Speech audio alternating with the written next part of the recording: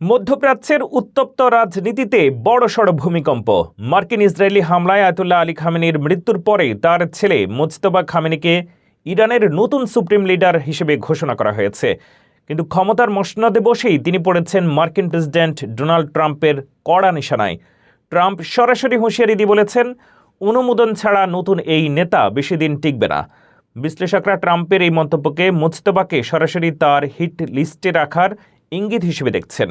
56 বছর বয়সী হার্ডলাইনার মুজতবা এতদিন পর্দার আড়ালে থেকে আইআরজিসি নিয়ন্ত্রণ করলেও এখন তিনি সরাসরি আমেরিকার রোষানলে।